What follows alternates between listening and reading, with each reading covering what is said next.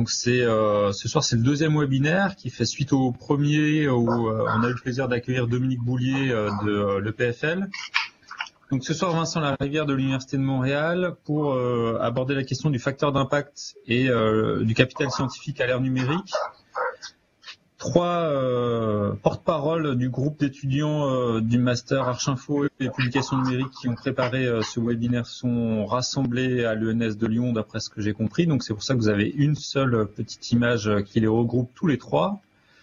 Cette présentation va se dérouler en deux temps. Donc un premier temps de présentation de Vincent Larivière pour son intervention d'environ 45 minutes, plus ou moins, en fonction de comment vous voulez. Et ensuite, un deuxième temps de questions, échanges, discussions qui devrait nous amener aux environs de 19h45 heure française, au moment où on clôturera ce deuxième webinaire. Donc, si tout le monde en est d'accord, je propose de passer la parole à Vincent Larivière, que je remercie chaleureusement d'avoir accepté à la fois d'intervenir, de se prêter au jeu des tests et des configurations diverses et d'avoir pris part à ce dispositif un peu particulier. Et je lui cède immédiatement la parole. Super, bon, merci à vous de l'invitation. Ça me fait grand plaisir aujourd'hui d'être avec vous à distance. C'est mon premier webinaire, donc en souhaitant que les choses se déroulent bien. Et je souhaite donc que tout fonctionne très bien.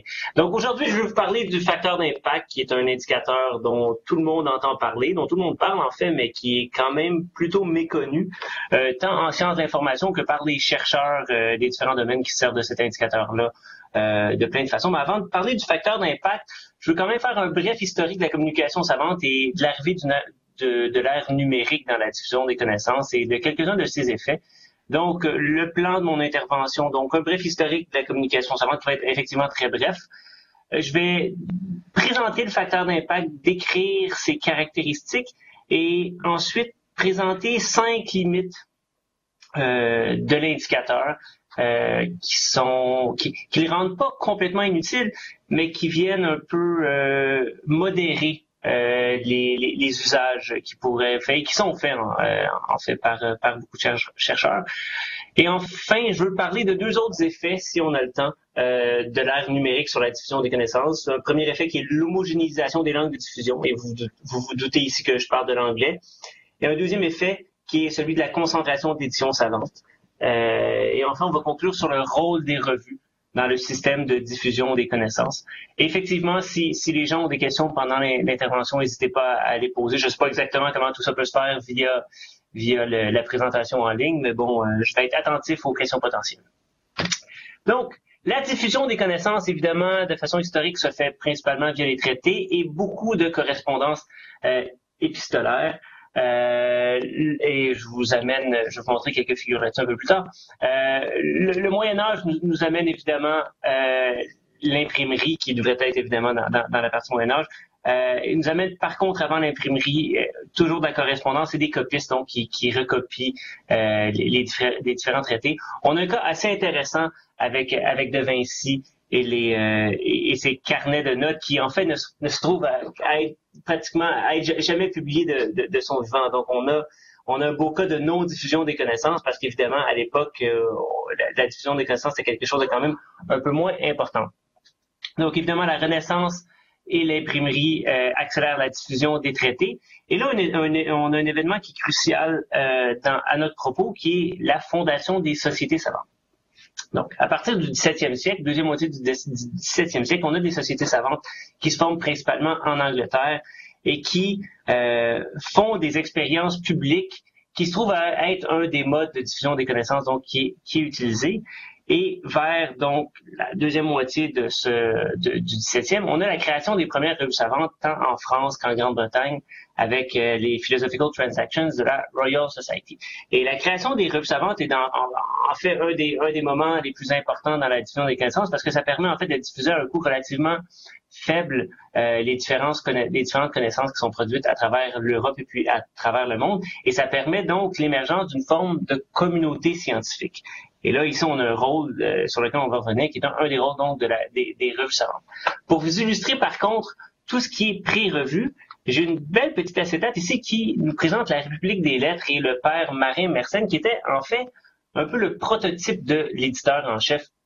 Donc, vous voyez au centre du réseau Marin Mersenne qui recevait donc la correspondance des collègues un peu partout en Europe et qui recopiait les lettres qu'il croyait les plus importantes et les envoyait donc à différents collaborateurs à travers l'Europe. Donc, on voit tout juste en bas de Mersenne, on a René Descartes, on a Huygens, on a Thomas Hobbes, on a Galilée un peu vers le centre en bas à droite de la carte. Donc, on voit vraiment qu'on a un réseau de correspondance. Et dans tout ça, Mersenne est donc un rôle qui est analogue à celui de l'éditeur en chef d'une revue, en ce sens où il peut diffuser certaines lettres et d'autres, il va donc décider de ne pas les diffuser à d'autres. Un rôle de modération, un rôle donc d'éditeur en chef dans ce système pré-revue savante.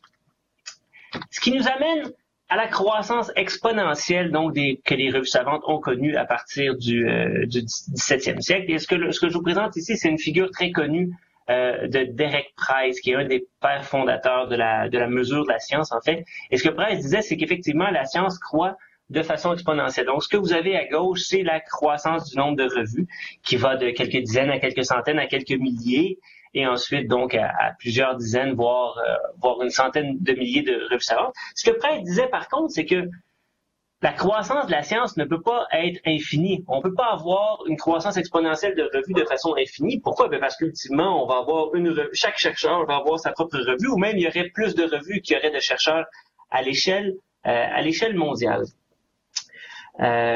Évidemment, la croissance que l'on a connue est principalement pendant la deuxième moitié du XXe siècle. C'est évidemment dû à l'augmentation du nombre de chercheurs au retour de la guerre où là, les universités ont une croissance exponentielle et par la création de nouvelles disciplines et de spécialités.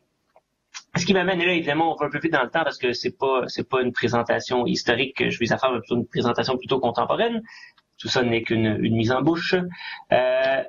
Ça nous amène à l'ère numérique, qui avait évidemment des effets assez importants sur les modes de diffusion des connaissances, vous vous en doutez. Donc évidemment, l'ère numérique, globalement, on considère que ça émerge au début des années 90, avec évidemment l'arrivée des premiers outils, d'une certaine massification des outils. Évidemment, et tout ça se démocratise au milieu des années 90, en Amérique du Nord, mais également en Europe, où en gros, la plupart des gens ont eu leur première connexion à Internet au milieu des années 90. Les universités se sont numérisées ou se sont informatisées, en fait, au milieu des années 90. Et tout ça, donc, amène certaines caractéristiques, amène certaines transformations de l'information savante. Donc, évidemment, les revues et les articles sont plus faciles à créer. Les revues et les articles sont plus faciles à mettre à jour. Les contenus des articles sont évidemment plus faciles à réutiliser, à accéder et évidemment à transmettre. Tout ça également nécessite moins d'espace physique et il y a un peu la fin de ce qu'on peut appeler la limite de l'espace de publication. Donc un article, s'il est nativement numérique et pour lequel il n'y a pas d'équivalent papier, il n'y a pas vraiment de limite de page ou de limite en termes de contenu que l'on peut y inclure. Tout ça va être plutôt utile à garder en tête quand on va discuter donc de la consolidation du monde de l'édition savante. Mais avant de parler de cette consolidation, je veux dire, donc parler plutôt en détail du facteur d'impact. Avant, en fait, je voulais juste vous présenter, oui, effectivement, j'avais oublié cette acétate. On a testé dernièrement le modèle de Price. Donc, ce que vous avez ici, à droite, c'est ce que Price disait en termes de saturation, donc que la croissance exponentielle ne peut être infinie et qu'effectivement, il devrait y avoir un certain point où on ne créerait plus de revues savantes au même rythme. Nous avons testé cet énoncé il y a quelques mois à partir d'une base de données qui s'appelle Ulrich, que vous connaissez peut-être, qui a fait une base de données qui indexe tous les périodiques qui sont créés, donc tous les périodiques qui se dotent d'un ISSN. Et donc, ça nous a permis de voir effectivement la création de nouvelles revues et le nombre cumulatif de revues que vous avez à droite. Et qu'est-ce qu'on remarque? Ben là, tout ça est sur une échelle exponentielle, donc qui veut dire que c'est des fois 10, si vous voulez, entre chaque niveau. Et que voit-on? Ben effectivement, il n'y a pas eu la croissance exponentielle persiste encore aujourd'hui. Donc, malgré le fait qu'il y a quand même déjà beaucoup de revues qui existaient, on continue à en créer à un même rythme. Évidemment, le numérique n'est pas étranger à tout ça, créer une revue à l'ère numérique, c'est évidemment beaucoup plus facile d'être fait qu'à l'époque papier. D'autant plus que des tonnes d'outils comme le Open Journal System, en France vous avez Open Edition qui vous aide beaucoup dans tout ça. Donc la croissance des revues, elle est encore exponentielle et c'est en grande partie dû à l'arrivée du numérique. Si on regarde la figure de gauche un peu plus en détail, on voit un certain plafonnement en fait avant les années 2000 et on voit qu'après les années 2000, tout ça recommence à augmenter de façon exponentielle. Donc, évidemment, la croissance exponentielle des revues que l'on voit aujourd'hui, qui est la continuité d'avec ce qui se passait avant principalement, on voit que cette nouvelle, cette croissance récente à tout le moins, elle est en grande partie due à l'époque numérique et aux outils numériques. Ce qui m'amène donc au facteur d'impact. Le facteur d'impact est un indicateur qui a plus de 40 ans, qui a été créé à l'époque par Eugene Garfield, qui est un des pères fondateurs, disons, de la bibliométrie et des sciences d'information en général, à des fins de développement de collections et principalement dans les bibliothèques universitaires. Je vais vous effacer ça ici parce que vous voyez, ça c'est un restant qui n'aurait pas dû être là. Donc, Eugene Garfield, dans les années 70, on est au premier balbutiement des indices de citation. Donc, les indices de citation sont créés à cette époque, non pas pour faire de la bibliométrie, mais bien pour aider les chercheurs à trouver la documentation qui est la plus pertinente à leurs travaux de recherche. Et encore là, on a toujours en tête que la science croît de façon exponentielle et qu'on a besoin d'aider les chercheurs à trouver les articles et les revues les plus importantes. Donc, Eugene Garfield crée ce facteur d'impact dans les années 70, donc, afin d'aider d'une part les bibliothèques à choisir les abonnements aux revues. On est à une époque où encore on fait, et c'est quelque chose d'assez récent de ne plus le faire, mais on est à une époque où on s'abonne à des revues spécifiquement afin de répondre donc aux besoins des communautés que l'on dessert. On n'est pas à l'époque évidemment des bouquets de revues comme ce que l'on connaît aujourd'hui. Et donc Garfield crée cet indicateur-là dont les bibliothécaires peuvent se servir afin de séparer les revues importantes des revues qui sont moins importante. L'indicateur a également une deuxième fonction qui est interne à l'équipe d'Eugene Garfield dans ce qu'il a appelé à l'époque l'Institute for Scientific Information. Et c'est évidemment de l'aider à choisir quelle revue intégrer dans son indice de citation. Donc évidemment, à l'époque, on est conscient que les moyens techniques nécessaires afin d'indexer une revue savante sont quand même assez considérables et qu'on ne peut pas tout indexer les revues qui existent et donc on doit faire un choix. Et le facteur d'impact est donc l'outil qui est utilisé afin de faire le choix des revues les plus importantes dans chacune des différentes disciplines.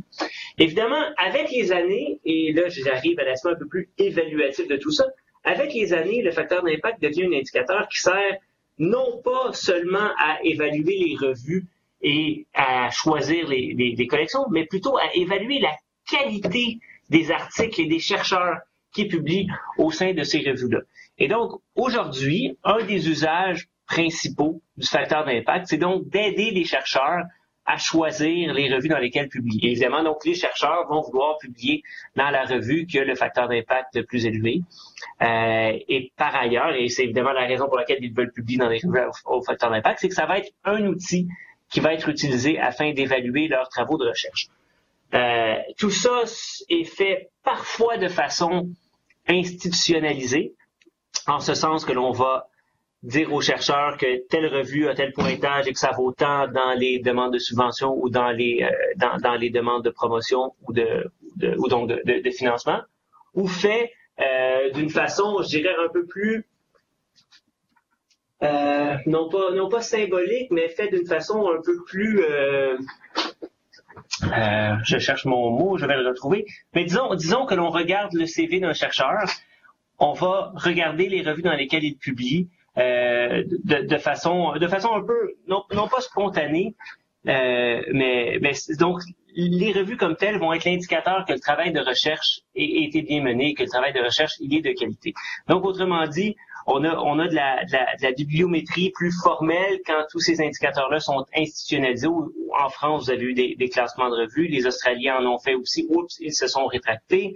Donc, le facteur d'impact est un des indicateurs qui est pris en compte donc dans ces classements de revues qui servent donc, et là on comprend le glissement, et c'est là mon point principal, on parle d'un indicateur qui sert à la base à évaluer les revues afin de choisir les connexions, à un indicateur qui sert à évaluer les chercheurs et leurs découvertes qui sont publiées dans les revues. Et cet indicateur, en fait, crée des carrières et peut, je dirais, ne pas créer, je dirais pas jusqu'à dire démolir des carrières, mais peut avoir des effets extrêmement importants sur la carrière des gens. Vous publiez dans une grande revue qui a un grand facteur d'impact, vous allez avoir les promotions, vous allez avoir le financement. Vous publiez dans une revue qui a un facteur d'impact plus bas, bien évidemment, vous n'aurez pas de promotion. Le mot que je cherchais tout à l'heure, c'était subliminal, en ce sens où les chercheurs vont regarder les CV et à la lumière des revues dans lesquelles les chercheurs publient et des valeurs de facteurs d'impact que l'on connaît, on va faire une sorte de petite bibliométrie spontanée ou bibliométrie subliminale à partir des différentes valeurs que l'on obtient.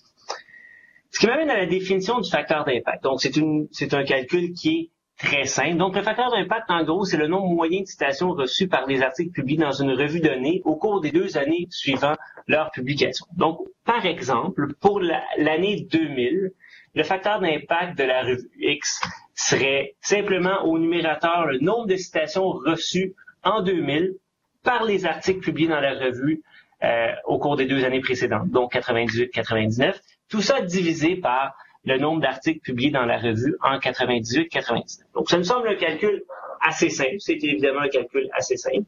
Et ça nous donne donc une moyenne de nombre de citations reçues sur une période d'environ 2 ans. Maintenant, il y a 5 limites bien documentées de cet indicateur, et donc je vais les décrire en détail, ainsi que leurs conséquences. La première limite, elle est une limite qui est technique, qui est dans le calcul, et que certains donc qualifient d'erreur, en fait, d'erreur de calcul. Donc, dans le calcul du facteur d'impact, il y a une asymétrie entre ce qui est compté au numérateur et ce qui est compté au dénominateur. Donc, alors que la CETAT précédente, on disait nombre de citations reçues par les articles divisé par le nombre d'articles, dans les faits, ce qui est compté au numérateur, ce sont l'ensemble des citations reçues par la revue et non pas seulement celles reçues par les articles, alors que l'on divise au dénominateur seulement ces citations par le nombre d'articles publiés.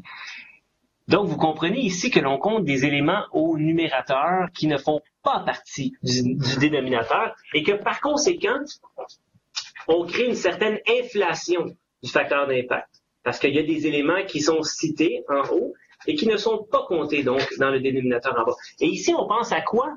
On pense à, évidemment, des éditoriaux, des lettres à l'éditeur, des éléments de nouvelles. Donc, par exemple, une revue comme Science dans le domaine des sciences ou une revue comme Nature, la revue britannique qui est un peu l'équivalent de Science en Grande-Bretagne, va publier énormément de reportages, de nouvelles, de lettres qui vont être très citées et qui vont avoir, je dirais, un certain impact sur la communauté scientifique.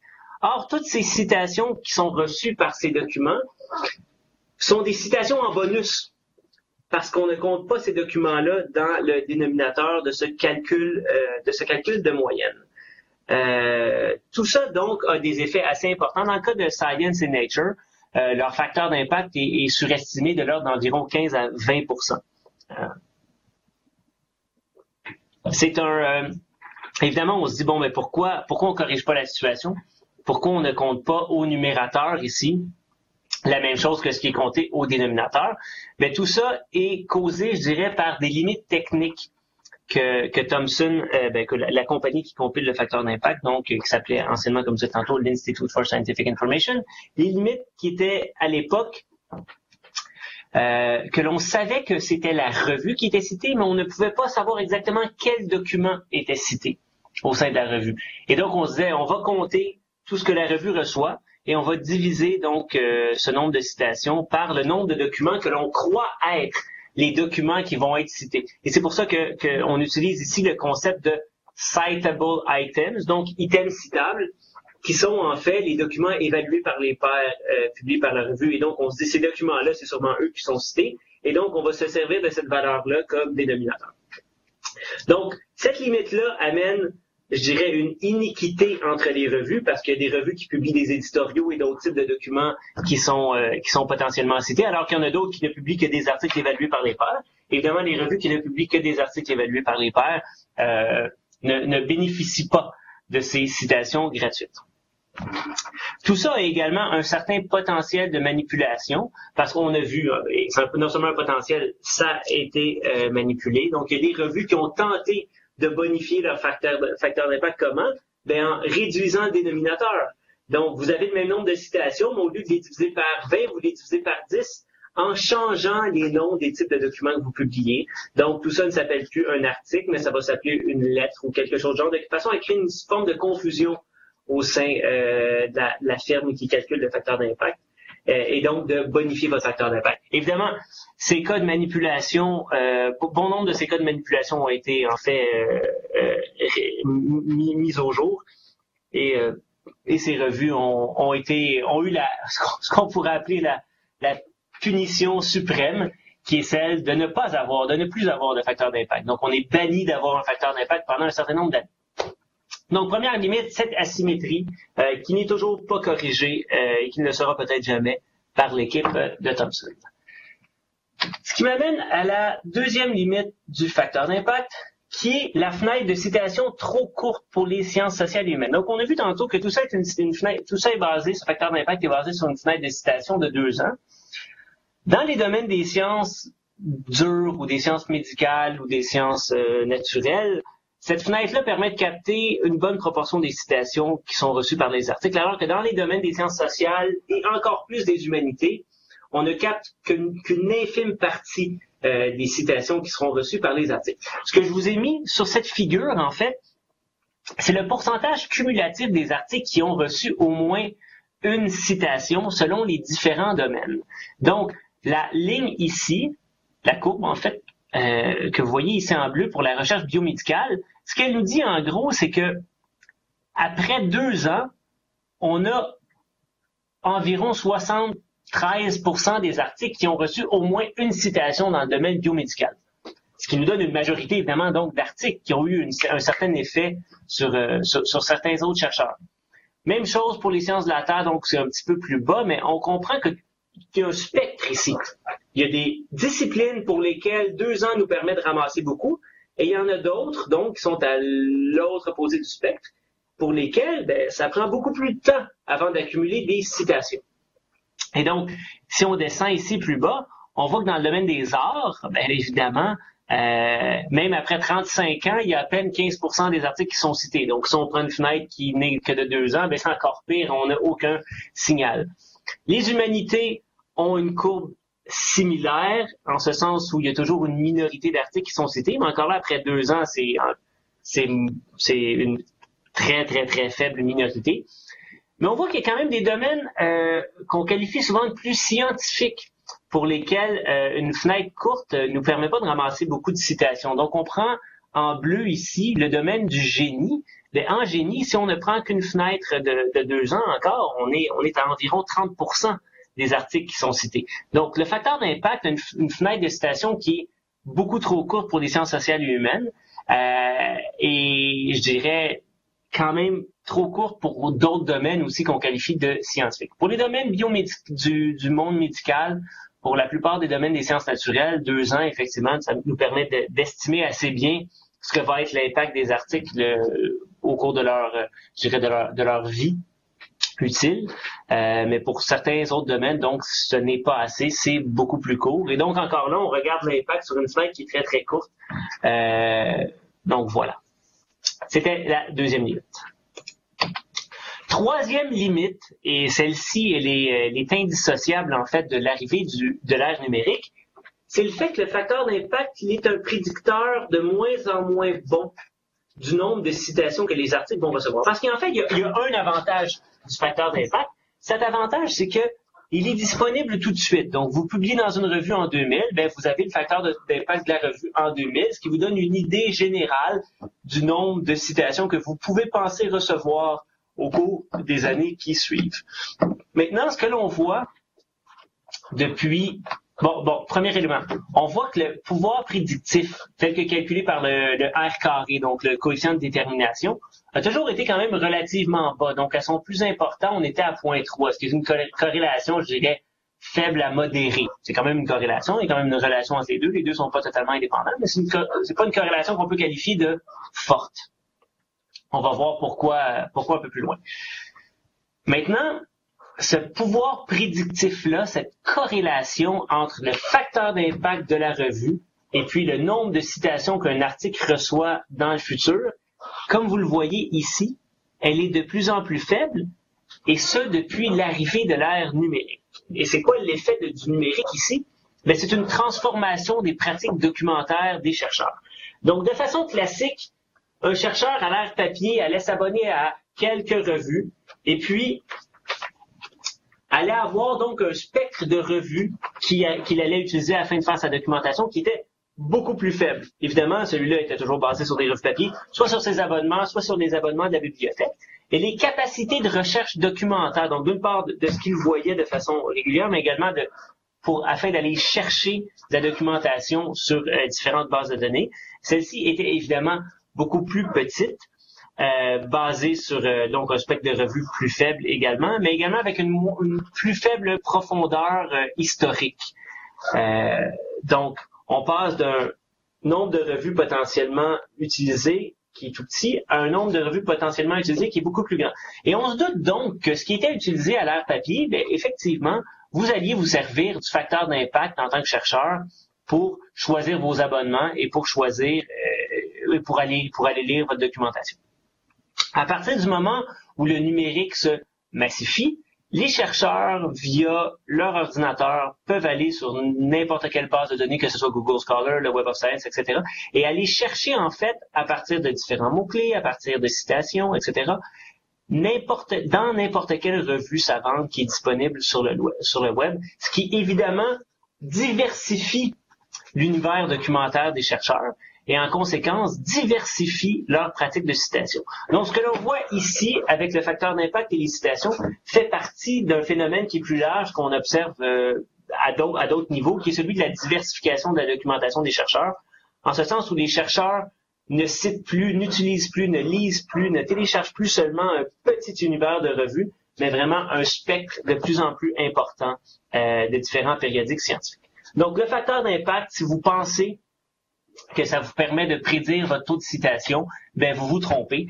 Et puis, ça le prédit beaucoup moins bien aujourd'hui que ça pouvait le prédire donc dans les années 90.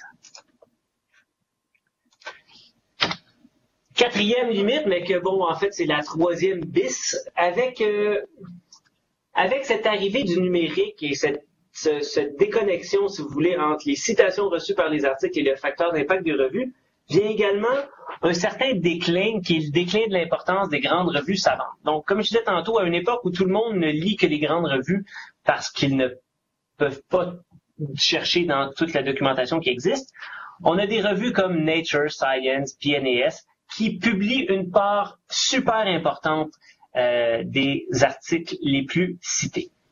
À partir des années 90 et des années 2000, on voit un déclin de leur proportion d'articles les plus cités. Donc, autrement dit, ce que montre cette figure-là, c'est que PNAS, par exemple, en 1985-86, publiait presque 9% des articles les plus cités à l'échelle mondiale.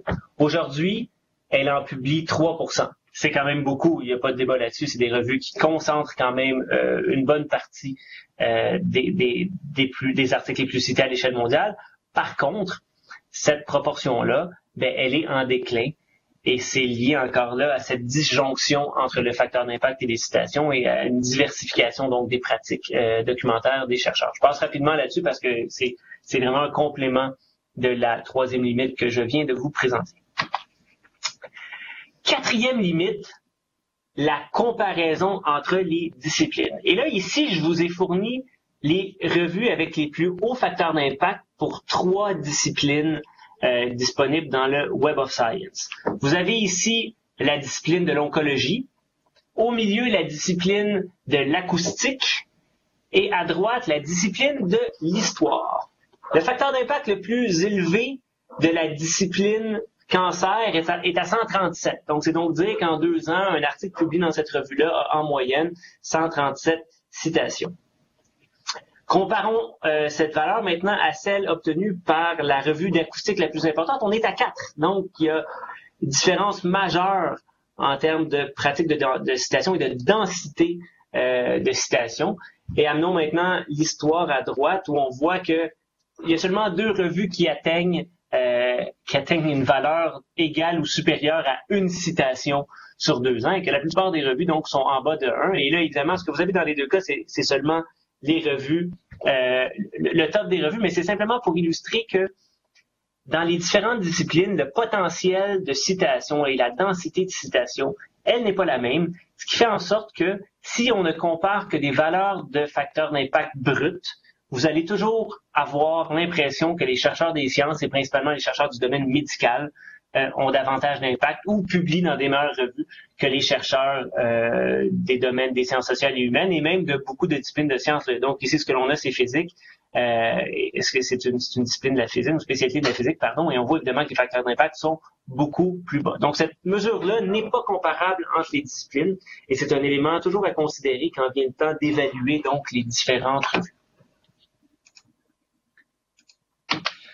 Et enfin, dernière limite, c'est le fait que les valeurs de facteurs d'impact sont des moyennes, hein, on l'a vu tout à l'heure, c'est un calcul de nombre de citations moyennes, mais tout ça basé sur une distribution que l'on dit non paramétrique. En ce sens où, peu importe la revue, ce que l'on voit, c'est qu'il y a une majorité d'articles qui sont peu cités et une minorité d'articles qui sont très cités. Donc, si on prend la revue eLife, on voit qu'il y a environ 60 articles, entre 50 et 60 articles qui sont cités 0 fois, 50 articles cités 1 fois, etc., etc. Et quand on arrive dans les valeurs de citation plus élevées, on voit qu'il y a un seul article cité 50 fois, un seul article cité 55 fois, un seul article cité 70 fois, etc. Donc, cette moyenne, compte tenu de ces quelques articles plutôt, disons, très cités, elle est poussée vers le haut. Hein? Donc, autrement dit, dans le calcul d'une moyenne, un article cité 100 fois va compter autant que 100 articles cités 1 fois.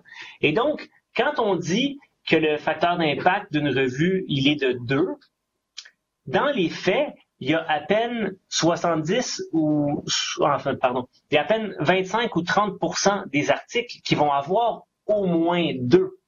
Donc, si on regarde ici la valeur du facteur d'impact de eLife, on est probablement autour de 8-9.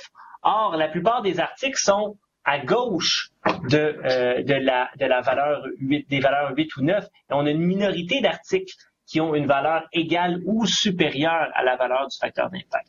Donc, ça explique ce que je disais tantôt en partie, le faible pouvoir prédictif du facteur d'impact. Donc, pour résumer cette figure, c'est qu'en gros, les valeurs de citation, ce ne sont pas des valeurs qui suivent des courbes normales, comme la taille, le poids. On connaît personne qui mesure 2 cm et personne qui mesure 22 mètres. Les gens ont une taille ou un poids qui se distribue de façon normale, ce qu'on appelle une courbe normale.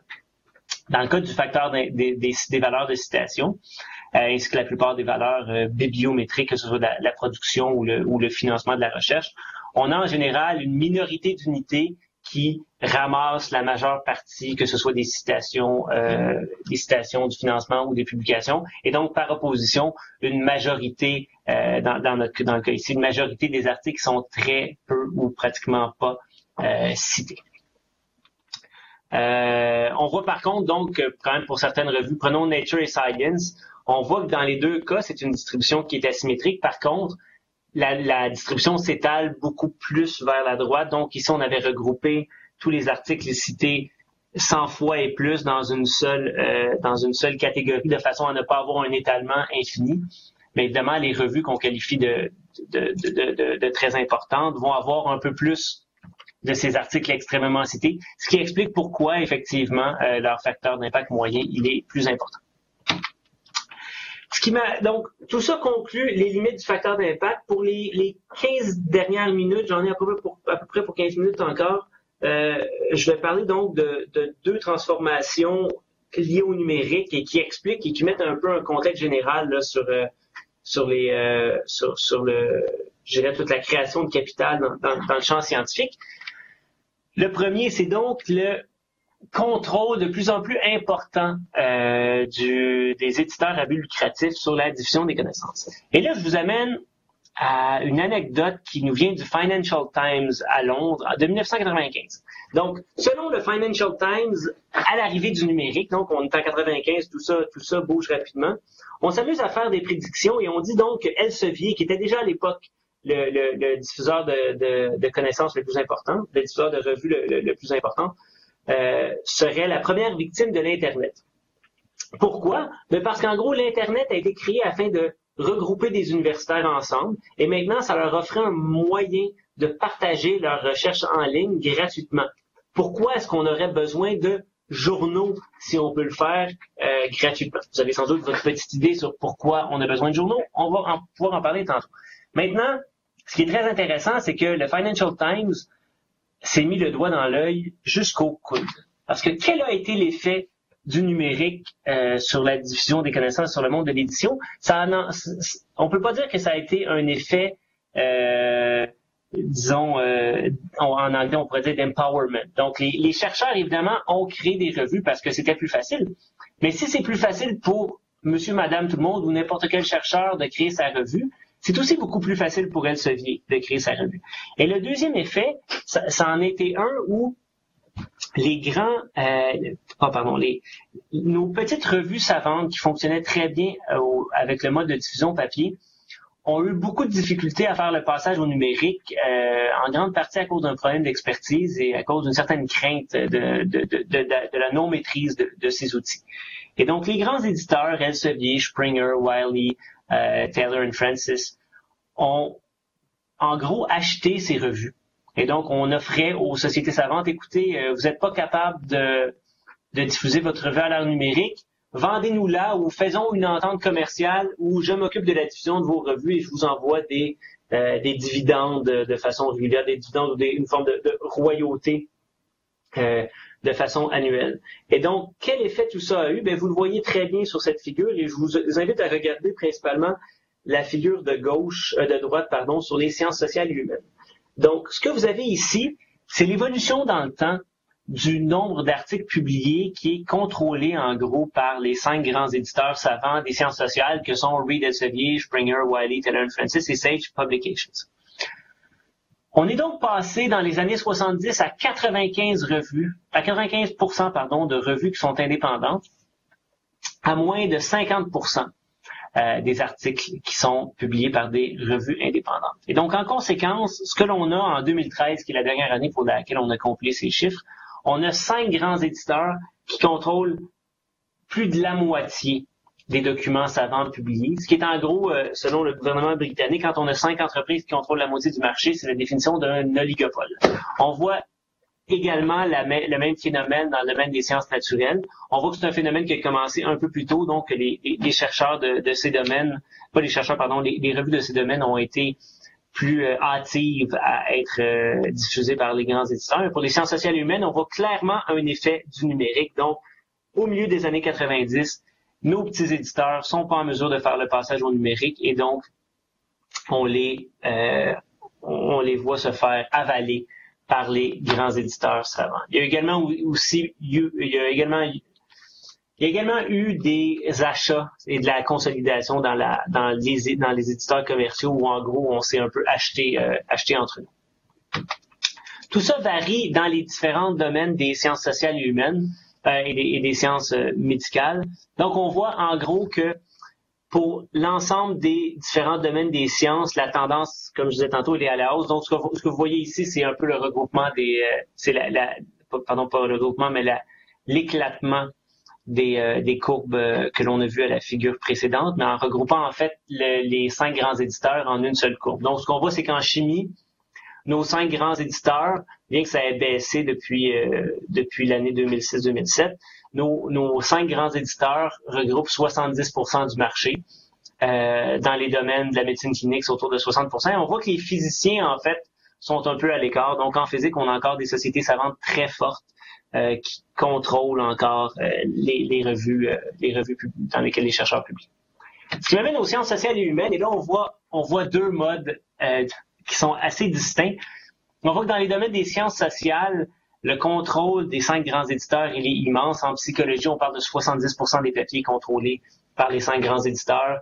Les champs professionnels, comme les sciences de l'information, en fait, on est à près de 70%.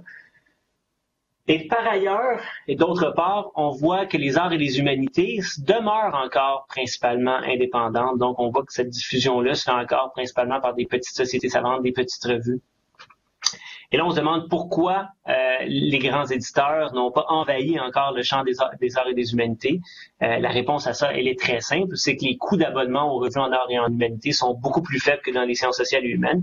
Et donc, d'un point de vue strictement comptable, l'intérêt à acheter ou à faire des ententes avec ces revues-là, il est beaucoup plus faible qu'avec les revues de sciences ou de sciences sociales. Dans les sciences, des revues qui coûtent 10 000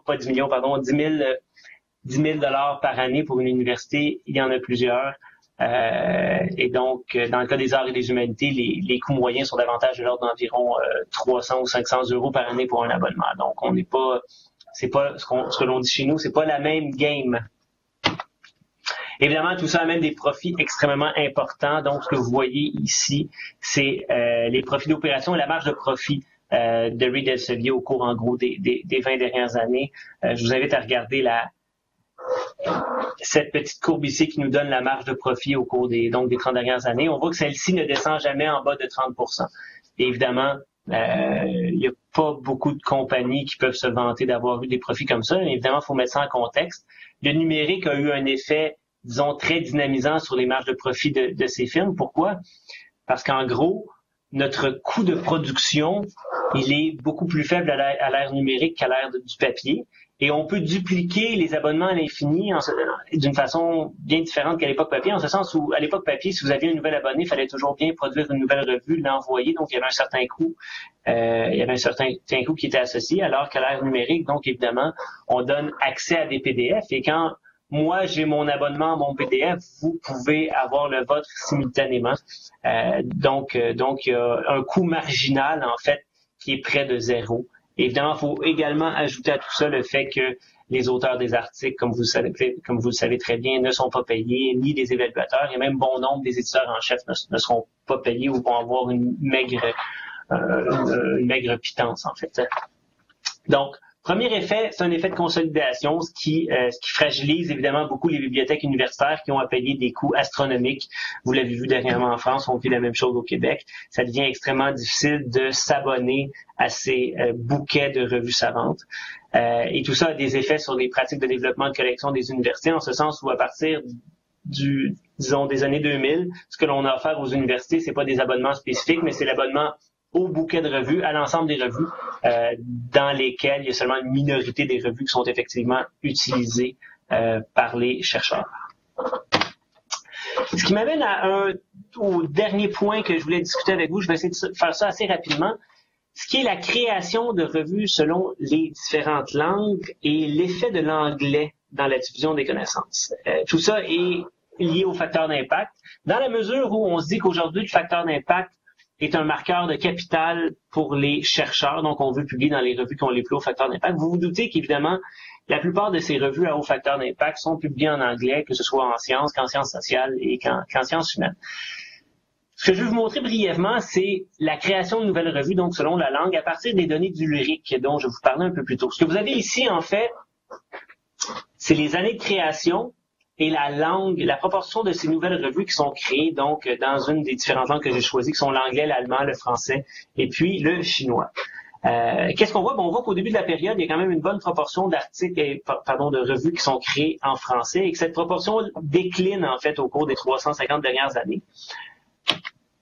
L'allemand est plutôt stable, autour de 10%. Le chinois a eu une certaine croissance dans les années 80 et aujourd'hui est en déclin en termes de création de nouvelles revues. Vous allez comprendre pourquoi un peu plus tard.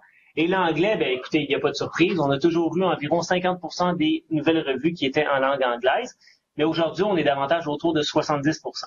Quel phénomène voit-on? On voit qu'en fait, les chercheurs des différents pays quand ils créent des revues, même si la langue nationale, ce sera pas l'anglais, bien, ça va être une revue qui va être en anglais. Donc, par exemple, dans le cas des chercheurs allemands, ce que vous avez ici, c'est proportion de nouvelles revues créées en anglais et proportion de nouvelles revues créées en allemand. Donc, les Allemands créent de plus en plus de revues en anglais. Que font les Chinois? Ben, c'est la même chose. Donc, proportion de revues créées par des Chinois qui sont en anglais, proportion de revues créées par des Chinois qui sont en chinois. Évidemment, donc, il y a une décroissance. Les Chinois créent des revues qui sont en anglais. Que font les Français? Mes chers amis, vous êtes plutôt stable dans vos pratiques. Donc, vous êtes l'exception dans ces données.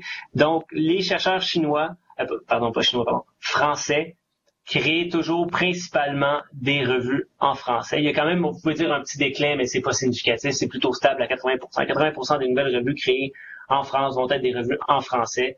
Et puis même à l'opposé, l'anglais est en petit déclin en fait par rapport à ce qui se passait dans les années 60. Dans le cas du Canada, c'est plutôt déprimant pour le Québec.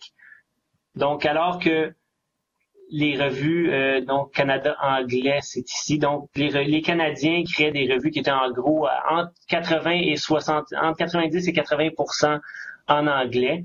Ben, les dernières revues qui ont été créées depuis le tournant des années 2000 sont quasi exclusivement en anglais et le français, toujours en termes de nouvelles revues, est disparu. Il faut mettre ça dans un contexte qui est plus large, qui est un contexte donc d'anglais comme langue dominante de la science, mais également, et pas également, mais langue dominante de la science, c'est langue commune, si vous voulez, afin de diffuser les connaissances. Donc, j'ai quelques petits chiffres historiques pour vous. Donc, ce que vous avez ici, c'est l'évolution de l'anglais et de l'allemand, dans le cas de l'Allemagne. Donc, pour les articles écrits en sciences naturelles, donc sciences naturelles ici, sciences médicales, sciences sociales et arts et humanités.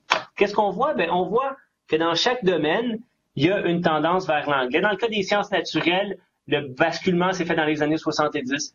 Dans le cas de la médecine, ça s'est fait dans les années 80. Dans le cas des sciences sociales, ça s'est fait dans les années 90. Et dans le cas des arts et des humanités, ben, ça vient de se faire. Donc, c'est une lente et inexorable progression de l'anglais qui commence dans les domaines les plus internationaux comme les sciences naturelles. Donc, évidemment, ici, si on fait des travaux de physique ou de chimie, leur usage peut être international et donc, en conséquence, on va publier en anglais parce que, bon, tout le monde travaille un peu sur les mêmes trucs. À l'opposé, dans les arts et les humanités, ben, l'histoire, c'est quelque chose de national principalement. Et évidemment, notre premier public va être le public des chercheurs du même domaine et dans le même pays. Et donc, la langue est un peu indissociable de la diffusion des connaissances. Qu'observe-t-on pour la France? Ben, une tendance similaire. Donc, les sciences naturelles qui s'anglichisent en premier, ensuite les sciences médicales, les sciences sociales, quand même un peu plus tôt dans les années 80. Et puis les arts et les humanités qui demeurent encore principalement diffusés en français, mais avec un déclin qui est quand même assez clair à partir du milieu des années 80. Évidemment, les données ici ne donnent pas le portrait complet de la diffusion en français en France et de la diffusion en Allemagne, en allemand en Allemagne. Une chose pour le Canada, ce qu'on voit un peu plus tard, parce qu'évidemment, c'est basé sur les bases de données internationales qui ont une surreprésentation de l'anglais. Donc, la situation n'est pas aussi catastrophique que ce qu'on voit ici, mais par contre, ce que l'on voit ici, c'est les revues qui ont des facteurs d'impact. Donc, c'est pour ça que tout ça est lié en ce sens où si on veut publier dans des revues qui ont des facteurs d'impact, si on veut publier là où ça compte selon certains, bien, il faut le faire en anglais. Et donc, pour certains d'entre nous qui ne viennent pas de pays où l'anglais est la langue dominante, on doit donc adopter une nouvelle pratique de publication. Et dans le cas du Québec, bien évidemment, vous vous en doutiez peut-être, mais on voit effectivement que la dominance de l'anglais, elle commence beaucoup plus tôt. Et puis donc, dès les années 70, principalement, tout ça était diffusé en anglais. On voit par contre que la part du français, elle est moins importante en sciences naturelles qu'en médecine. La médecine est moins importante qu'en sciences sociales et humaines. Et on voit enfin qu'en arts et en humanité, il y a eu une certaine égalité entre le français et l'anglais. Quoique le français était dominant pendant la majeure partie des années 80-90, c'est en gros depuis le tournant des années 2000, les chercheurs québécois publient principalement en anglais. Ce qui est peut-être encore plus déprimant, c'est le lieu au sein duquel on va publier en anglais. Et là, je vous invite à regarder ce qui est ici à droite. En fait, ce que l'on a sur cette figure, c'est les auteurs allemands qui publient dans des revues allemandes. Dans quelle langue le font-ils? Et ce qu'on voit, c'est qu'à partir du tournant des années 2000, les chercheurs allemands, dans leur propre revue nationale, dans la discussion nationale sur les enjeux nationaux, on va publier en anglais de plus en plus plutôt qu'en allemand. Donc, on a des Allemands qui, entre eux, se parlent en anglais afin de discuter d'enjeux allemands, ce qui est quand même un peu, on pourrait dire, légèrement bizarre.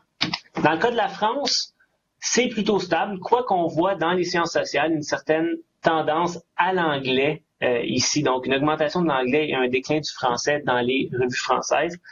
Et on voit également la même chose donc dans les auteurs québécois qui publient dans des revues canadiennes. Donc, les chercheurs québécois, de plus en plus, lorsqu'ils publient dans des revues canadiennes, pour la plupart, les revues canadiennes sont effectivement bilingues, en fait, vont accepter à la fois des articles en français et des articles en anglais.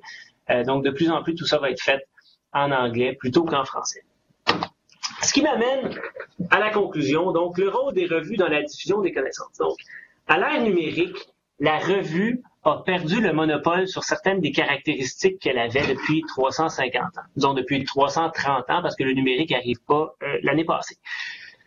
Donc, les revues, elles ont été créées afin d'améliorer la diffusion de la recherche, de permettre donc ce passage-là des monographies aux échanges épistolaires à un échange un peu plus dynamique des connaissances. Maintenant, est-ce que les revues ont le monopole de la diffusion des résultats de la recherche? Bien évidemment, ils ne l'ont pas. On peut très bien penser aujourd'hui diffuser la recherche via d'autres médias que les revues, que ce soit les blogs, que ce soit les prépublications. Donc, les revues ne sont plus le seul véhicule par lequel les recherches pourraient être diffusées. D'autant plus qu'elles ont un coût collectif qui est absolument immense. On fait la somme des abonnements des différentes bibliothèques universitaires aux revues des grands éditeurs. On arrive à des milliards de dollars et probablement même des dizaines de milliards de dollars. Et donc, tout ça, c'est des fonds qui vont pas dans les poches des étudiants, c'est des fonds qui sont pas utilisés afin de faire de la recherche. Donc, il y a quand même une forme de perte pour le système à continuer à utiliser les revues, principalement celles des grands éditeurs, à diffuser les résultats de la recherche. Donc, évidemment, les revues n'ont plus le monopole de la diffusion de la recherche. Les revues sont extrêmement utiles afin de faire l'évaluation par les pairs, mais on pourrait très bien penser à un autre mode d'évaluation des articles. Récemment, un des articles auxquels j'ai contribué, qui présente donc les distributions de citation des articles, a été évalué par les pairs d'une façon exemplaire, simplement via son dépôt sur une archive de prépublication qui s'appelle bioRxiv, donc qui est créée par les biologistes. Et on a eu, je dirais, des dizaines, voire probablement plusieurs dizaines de commentaires auxquels on a répondu dans une réponse à l'éditeur, comme on aurait fait de façon classique. Et donc, l'article a été évalué par les pairs sans passer par une revue. Donc, on n'a pas besoin des revues nécessairement pour faire ça. La fonction d'archive des connaissances peut également être faite via plein de façons. On n'a qu'à penser aux dépôts institutionnels qui permettent d'archiver des connaissances qui sont produites dans une université donnée. Donc, ces trois fonctions sont des fonctions qui étaient les fonctions plutôt classiques des revues, pour lesquelles la revue n'a donc plus le monopole. Par contre, la revue a deux fonctions qui sont encore extrêmement importantes à l'ère numérique. La première, c'est celle de fédérer des communautés. Vous publiez dans telle revue, vous êtes membre de cette communauté, et donc cette revue-là vous donne une sorte de lieu naturel de diffusion des connaissances. On pourrait penser à d'autres façons de fédérer les communautés, comme les sociétés savantes, par exemple. Mais donc, historiquement, on avait des sociétés savantes qui avaient leur propre revue, et tout ça était une communauté. Tout ça fonctionnait assez bien au sein d'une communauté associée à une thématique ou une spécialité donnée. Par contre, il y a un rôle de la revue qui est encore extrêmement important, et je dirais que c'est là son rôle principal, et c'est la raison pour laquelle aujourd'hui il existe encore des revues savantes et qu'on n'est pas passé au tout Internet, c'est de fournir cette hiérarchie de découverte via en grande partie le facteur d'impact, et cette hiérarchie donc en conséquence d'auteurs, d'institutions, de pays et donc de chercheurs. Donc la revue en ce moment est le véhicule principal d'octroi du capital symbolique, d'octroi du capital scientifique.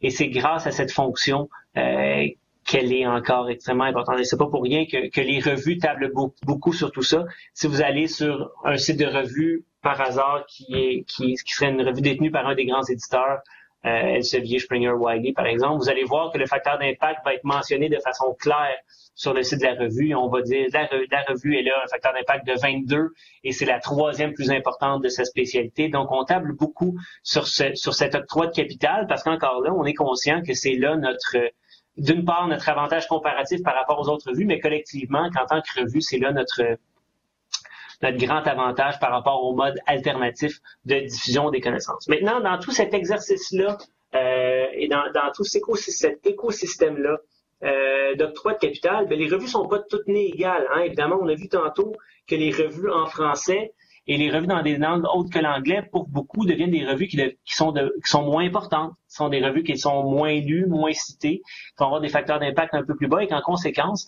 ils vont avoir ils vont être moins en mesure d'attirer les manuscrits. Donc, la langue est un facteur important et ça explique pourquoi les chercheurs d'un peu partout dans le monde veulent publier en anglais parce qu'encore là, ces revues en langue anglaise sont des vecteurs d'un capital scientifique, un capital symbolique plus important. Le domaine également a un effet. Hein. On a vu tantôt que les revues du domaine de l'oncologie, les revues du domaine médical vont accumuler davantage de capital, de citations. Même chose pour les revues des grands éditeurs qui bénéficient d'une plus grande diffusion, etc. Maintenant, il faut être conscient que nos revues nationales, les revues principalement des sciences sociales et humaines, qui n'auront pas toujours des valeurs de facteurs d'impact importants, qui n'auront pas toujours des hauts scores dans les mesures de facteurs d'impact, sont souvent les revues les plus importantes pour les communautés nationales et pour la recherche, en fait, qui a une importance pour les différentes communautés que l'on dessert. Donc, par exemple, si vous êtes un historien du Québec, vous allez publier dans la revue d'histoire de l'Amérique française, vous n'irez pas publier dans une revue américaine. Votre communauté, elle est au Québec. Et puis, si vous voulez aller publier dans une revue américaine, mais en toute probabilité, vous allez devoir changer d'objet, vous allez devoir travailler sur d'autres thématiques. Donc, par exemple, si vous êtes un économiste et que vous voulez publier dans la revue américaine d'économie, vous ne travaillerez pas sur la Banque du Canada, mais vous allez plutôt travailler sur la Réserve fédérale américaine, ce qui va évidemment réduire le volume de recherche et le volume de connaissances, donc sur nos institutions canadiennes, nos institutions locales, qui sont celles qui, ultimement, paient nos salaires et paient nos subventions. Et ça, on le voit très bien, donc, par cette figure, la relation entre revue nationale et objet de recherche. Donc, on avait fait une petite analyse sur le type de revue. Donc, est-ce que c'est une revue canadienne, une revue américaine ou une revue d'un autre pays? Et la présence du mot Canada dans l'abstract. Donc, est-ce que c'est un article qui traite du Canada ou qui traite d'autre chose? On voit que quand c'est une revue canadienne, il y a une proportion d'articles beaucoup plus importante qui va s'intéresser au Canada versus dans une revue américaine. Donc, évidemment, dans une revue américaine, l'aspect canadien ou l'aspect français ou l'aspect européen, disons l'aspect non-américain, ne sera pas considéré comme étant quelque chose d'extrêmement important. Maintenant, pour les communautés, et je m'arrêterai là, ce que l'on voit, c'est que nos plateformes nationales, nos revues nationales sont parmi les plus téléchargées. Donc, Érudit, pour ceux qui ne connaissent pas, c'est la plateforme de diffusion québécoise des revues savantes, l'équivalent donc de votre Kern ou de votre Open Edition. Et ce qu'on voit, c'est qu'effectivement, les revues qui sont sur Érudit sont parmi les plus téléchargées autant que les revues de Nature et beaucoup plus que les revues d'Elsevier, de Wiley, de Springer et de Taylor & Francis. Je vous ai mis également quelques petites lectures complémentaires pour ceux que ça pourrait intéresser. Et donc, je suis prêt pour vos questions, commentaires, angoisses et suggestions. Merci. Merci beaucoup. Merci beaucoup pour cette présentation. Alors, est-ce que ça marche? Oui, je vous entends très bien. Bon. Alors moi, j'ai un certain nombre de questions, mais je vais surtout laisser la parole aux étudiants. Ok. Ça va, donc, on pose nos questions en premier et vous interviendrez par la suite, Benoît? Ouais. On peut y aller de façon... Ok, Benoît, oui.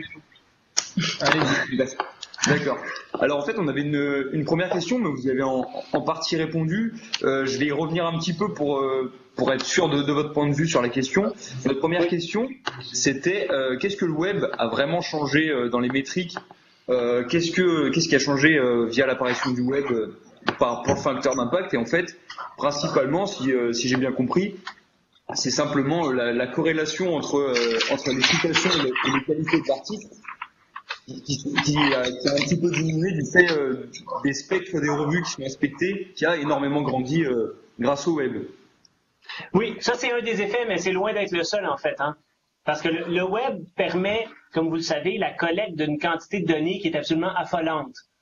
Ça collecte des données sur vos vies privées, sur la mienne, évidemment, mais permet aussi de collecter et plein d'informations sur la visibilité des publications en ligne. Et donc, ça a rendu l'évaluation de la recherche plus disponible. Donc, vous pouvez, à partir de votre ordinateur, aller chercher sur Google Scholar le nombre de publications, le nombre de citations de tous vos profs et de voir quelle est leur visibilité dans le champ scientifique. Donc, tout le monde, et c'est là un danger, tout le monde peut s'improviser scientomètre. Tout le monde peut s'improviser spécialiste en bibliométrie parce que tout ça est disponible à monsieur, madame, tout le monde. Et donc, on se retrouve avec des situations un peu absurdes où, pour un groupe de chercheurs ou pour un chercheur ou une revue, on va avoir des dizaines de métriques différentes qui vont parfois converger, parfois diverger. Et donc, on peut un peu de façon cynique choisir l'indicateur que l'on veut, donc l'indicateur qui va nous faire le mieux paraître. Moi, je trouve ça affolant. Donc, on est passé, en fait, à l'époque pré-numérique, il y avait une seule source de données. C'était celle de l'Institute for Scientific Information, ce dont je vous parlais tout à l'heure. Et pour l'utiliser, il fallait quand même avoir un certain nombre de compétences, il fallait avoir appris certaines choses. Quand le numérique arrive, d'une part, les données du Web of Science et de l'Institute for Scientific Information deviennent plus faciles à utiliser, mais on a l'arrivée de plusieurs autres joueurs dans le secteur. Donc, on a la base de données Scopus créée par Elsevier, on a Google Scholar créé par Google, on a Microsoft Academic, on a Semantic Scholar. Donc, on a une pléthore d'outils qui peuvent être utilisés. Et ces outils vont toujours donner des mesures différentes. Et donc, les chercheurs peuvent aller chercher la mesure qui les fait le mieux paraître. Donc, si vous me demandez, Vincent, quel est votre indice H, qui est un autre indicateur utilisé en bibliométrie, ben, je vais choisir celui qui est le plus élevé, évidemment, plutôt que de choisir celui qui serait le plus juste. Et là, je vais en ajouter quand même un peu. Prenons Google Scholar, par exemple. Google Scholar ne fait pas une indexation manuelle et ne fait pas ce qu'on pourrait appeler une curation des données de façon très, très, très sérieuse. Par rapport au Web of Science, qui, lui, est basé sur des revues choisies, et là, il y a une indexation qui est faite pratiquement de façon manuelle et toutes les données sont très, très, très propres. Dans le cas de Google Scholar, on a un jeu de données qui est extrêmement hétérogène et qui compte. Si vous allez, par exemple, sur ma page Google Scholar, vous allez avoir des articles qui n'ont pas été écrits par moi, mais que Google m'a attribués. Vous allez avoir une hétérogénéité des types de documents. Donc, vous allez avoir des articles de revue, mais vous allez également avoir le plan de cours de mon cours de bibliométrie que Google Scholar, dans son indexation automatique, croit être un article. Pourquoi? Ben parce qu'il y a un titre, parce que mon nom et qu'il y a une bibliographie à la fin. Donc, Google Scholar dit, ouais, c'est un article. Et là, on inclut ça dans Donc, un des effets majeurs du numérique, c'est cette diversification-là des sources de données, des indicateurs. Et on est dans une ère, de toute façon, où la vérité est secondaire. Mais donc, effectivement, on peut choisir l'indicateur que l'on veut en fonction de ce qu'on a besoin à un point spécifique. Donc, un deuxième effet, donc je vous ai parlé, comme tu as dit, de l'effet spécifique sur les revues, mais les effets plus macro sur l'évaluation de la recherche sont beaucoup plus importants. Donc, on a des comités, et c'est là où il faut faire la différence, en fait, entre les mesures bibliométriques qui sont institutionnalisées. Donc, par exemple, en Angleterre, on va avoir des métriques standards et vous allez devoir utiliser telle source pour évaluer les chercheurs, etc. Donc, tout ça, c'est institutionnalisé. Des endroits comme le Canada où il n'y a pas d'institutionnalisation de métriques, mais où donc n'importe qui dans un comité peut dire « Ah ben, j'ai calculé les facteurs d'impact puis les H-index puis ça donne à peu près ça », ce qui est, à mon avis, plutôt dangereux.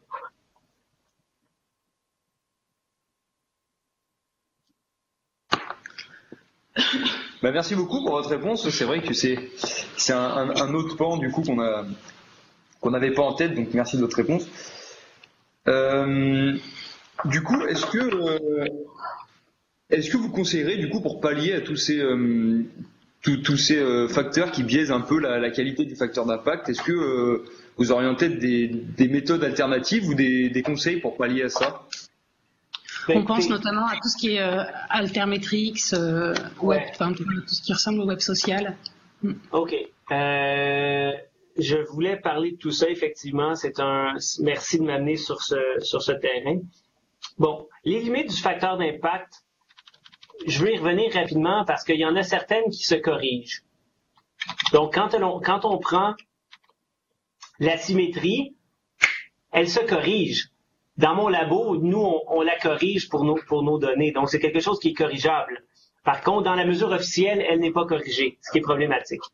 La fenêtre trop courte pour les sciences sociales et humaines, on peut très bien l'allonger. Et c'est ce que Thomson a fait récemment, où là, on a un facteur d'impact calculé sur 5 ans.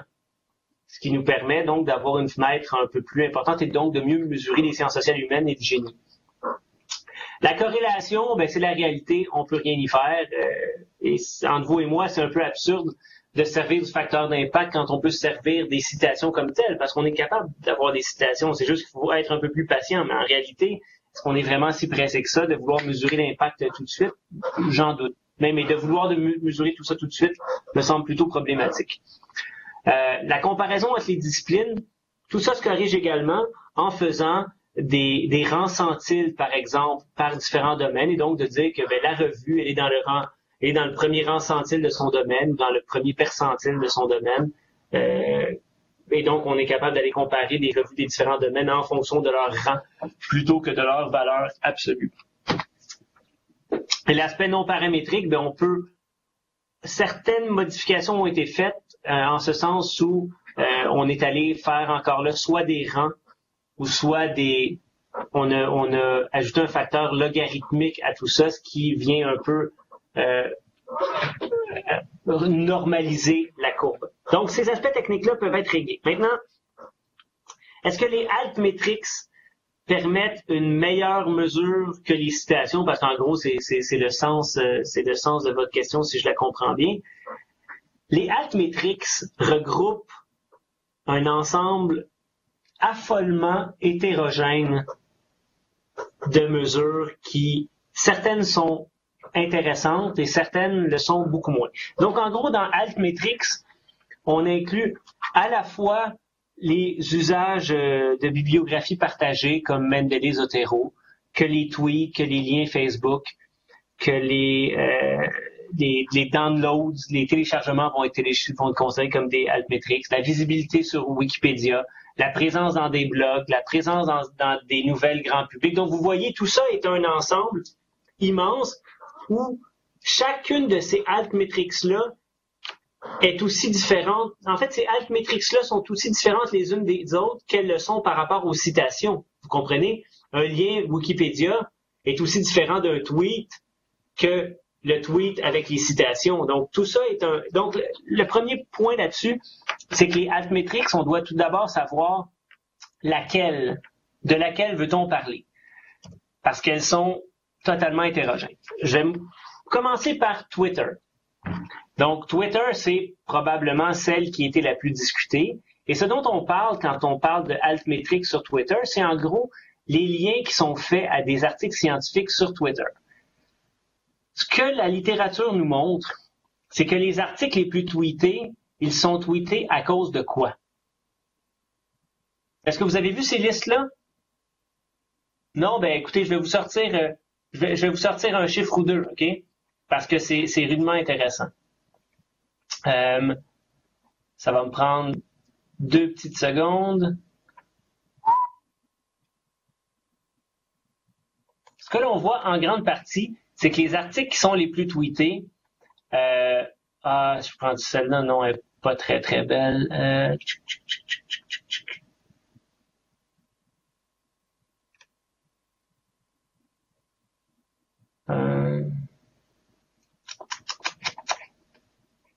OK, je vais prendre...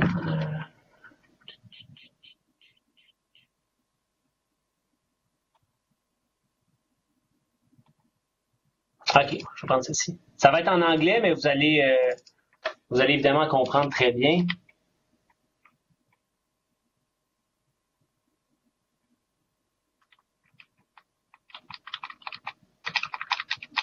Bon, par exemple, ce que vous avez ici, c'est les 10 articles qui ont été...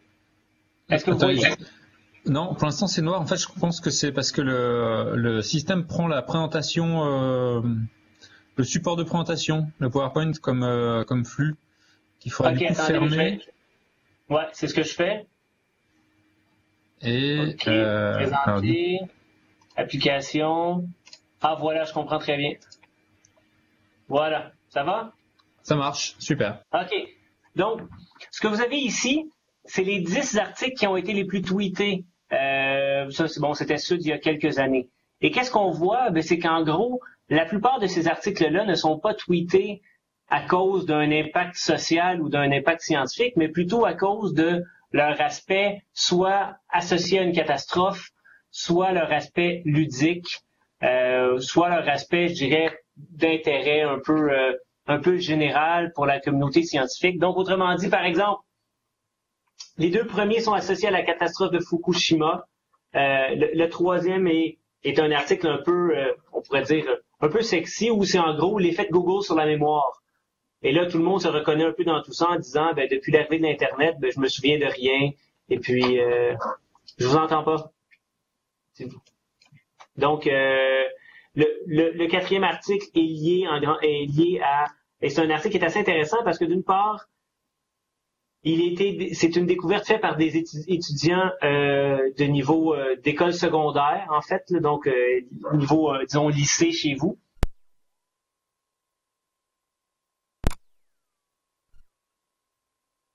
Mais parce que c'est une réaction qui apparaît, qui disparaît pendant un certain temps et qui réapparaît plus tard. Donc, c'est un article qui est paru autour de l'Halloween et ça a été très discuté parce que on a appelé ça une réaction aux zombies. Donc, simplement pour montrer que les facteurs qui font en sorte qu'un article va être sur Twitter sont plutôt loin, dans la majeure partie des cas, de considérations qui sont scientifiques, mais également de considérations qui sont celles de ce qu'on pourrait appeler un impact social.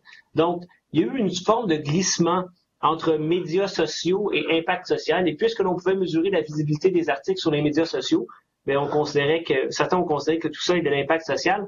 Or, c'est un peu un glissement en ce sens où les impacts sociaux de la recherche, c'est quelque chose qui est étudié depuis des décennies et c'est quelque chose que l'on ne mesure pas sur le court terme. C'est quelque chose qui prend des années, voire des décennies avant d'en voir les effets. C'est pas parce qu'une découverte va être sur un média social que c'est un impact social transformatif sur la société. Est-ce que vous êtes encore là? Oui. Oui, on est là. On avait simplement coupé notre micro pour vous laisser parler. On a tout entendu. On n'avait pas de commentaires. Donc, Twitter est extrêmement intéressant, mais il faut l'utiliser et le considérer avec précaution. Vous voyez ici, par exemple, cet article-ci. Pourquoi vous pensez qu'il est tweeté? Parce que c'est drôle. C'est sur les fractures du pénis. C'est pas à cause encore là de son aspect scientifique ou de son aspect impact social.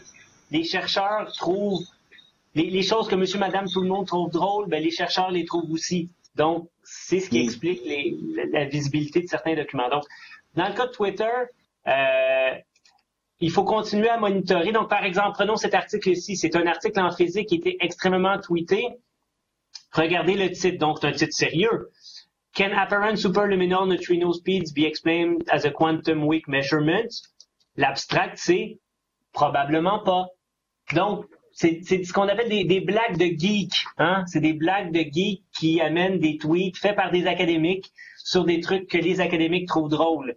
Et là, tout le monde, great moments in science, this research paper abstract is a model of Brechti. Regardez celui-ci, ça sera le dernier exemple de Twitter que je vais montrer. Vous l'avez peut-être déjà vu, c'est à mon avis le plus drôle dans les articles les plus tweetés. Donc, on a un article qui est très, très, très sérieux. Donc, Variation in melanism and female preference in proximate but ecologically distinct environment. Et là, tu vois l'article, il est tweeté 6631 fois. Alors, vous dites, c'est immense, c'est quoi cet article-là? Ça doit être une nouvelle découverte en écologie qui est géniale. Mais non.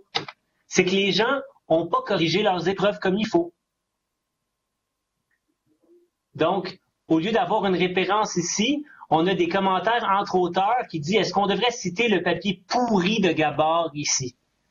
Et donc, évidemment, tout le monde trouve ça drôle, mais est-ce que c'est, là, j'amène la discussion à un niveau plus macro, en ce sens où on sait très bien que les indicateurs bibliométriques ont des effets performatifs. Donc, ils vont orienter les pratiques. Hein. Vous voulez avoir un haut facteur. Si on vous dit, je vais vous juger sur votre facteur d'impact, ben là, vous allez essayer de publier dans des meilleures revues. Si on me dit, Vincent, je vais te juger sur ton nombre de tweets, ben, je vais faire des titres drôles, je vais essayer de trouver une façon d'amener de la visibilité sur Twitter, et tout ça a très peu à voir avec la qualité du travail que je vais effectuer. Donc, dans le cas de Twitter, on continue à monitorer. On voit qu'il y a une petite relation avec les citations. Donc, plus un article est tweeté, plus il va être cité, mais cette relation-là, elle est vraiment, vraiment, vraiment faible. C'est pas un bon prédicteur du nombre de citations, mais la relation, elle n'est pas nulle. Elle est légèrement significative, mais vraiment, vraiment, vraiment très faiblement. Maintenant, si on prend les autres altmetrics, ben là, effectivement, il y a des tonnes de trucs dans tout ça qui sont pas des trucs ludiques. Donc, si votre article il est cité dans un article de Wikipédia, ben effectivement, on peut parler d'un certain impact et d'une certaine visibilité sur le grand public. Même chose si votre article est discuté dans un blog. Évidemment, la plupart des blogs qui vont citer des articles scientifiques vont être des blogs écrits par d'autres chercheurs qui visent peut-être en gros à diffuser d'une façon un peu plus compréhensible les connaissances qui sont produites. Donc oui, effectivement, c'est un intérêt intéressant, mais ça remplace pas les citations reçues par les articles, dans ce sens où les citations reçues par les articles nous donnent en gros la mesure de l'impact des articles sur la communauté scientifique. Avec toutes ces altmetrics, on va un peu plus large. Et il y a donc des éléments qui sont extrêmement intéressants. Il y en a d'autres qui sont encore, qui doivent encore être mieux compris. Et peut-être dernier point là-dessus, rapidement, c'est qu'il y a également des limites techniques. Donc, prenons le cas de Facebook. OK? Si moi, je voulais mesurer la visibilité de ma recherche sur le grand public, ben, j'aimerais beaucoup ça voir, effectivement, la quantité de personnes qui ont partagé mon article sur Facebook. Alors que je suis capable de le faire avec Twitter, je ne peux pas le faire avec Facebook parce que l'API de Facebook ne me permet pas d'aller miner les comptes privés des gens. Or, la plupart des comptes sur Facebook sont privés, alors que sur Twitter, c'est public. Donc, c'est pour ça qu'on est capable d'aller amasser des trucs intéressants sur Twitter. Dans le cas de Facebook, les comptes sont privés, ce qui est tout à fait normal. Et donc, évidemment, ça réduit de beaucoup la fenêtre que l'on peut avoir sur le contenu. Et je vais conclure cet aspect-là, puis on pourra continuer à discuter, mais je vais quand même conclure parce que je sais que vous avez d'autres questions.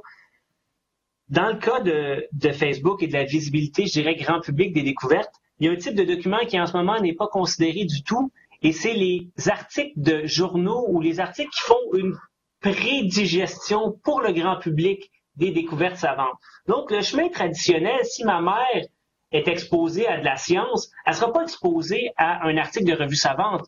Elle va être exposée à ce que Le Monde ou ce qu'un journal ou un site web va avoir dit sur une revue savante. Donc, c'est ce qu'on appelle des événements de deuxième ordre. Donc, ce que monsieur, madame, tout le monde va voir, c'est pas l'article scientifique, mais c'est l'article de journal qui parle de l'article scientifique. Et or, en ce moment, il n'y a rien de tout ça qui est compté en termes de tweet. Donc, on a le tweet à l'article, on a le lien du tweet vers l'article, vers le document grand public, mais on n'a pas le lien entre le document grand public, l'article scientifique et les tweets reçus par le document grand public. Et c'est ce lien-là qui manque pour effectivement arriver à une meilleure mesure de l'exposition que le grand public a de la science via les médias sociaux. Ouais. Merci pour ces explications. Dans votre présentation, vous avez dit que vous avez parlé de votre expérience d'un article qui a été évalué par les pairs sur une archive ouverte. Oui. Et du coup, cette expérience m'amène à poser la question sur les réseaux sociaux académiques, si je peux les appeler ainsi.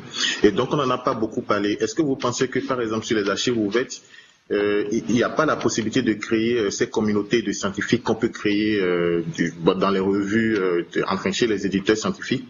Est-ce que dans les archives ouvertes, on ne peut pas arriver aussi à créer des communautés comme ça? Et quel rôle peuvent jouer les réseaux sociaux académiques qui existent déjà? Dans le cas des archives universitaires ouvertes, par exemple, on parle des dépôts institutionnels, par exemple. Effectivement, ça pourrait être une étape de plus qui serait associée. Effectivement, ce serait une très, très belle fonction. L'archive où nous, on a déposé l'article, c'était pas une archive institutionnelle, c'était donc une archive disciplinaire qui est celle utilisée par les chercheurs en biologie. Et cette archive-là a des fonctions de commentaires.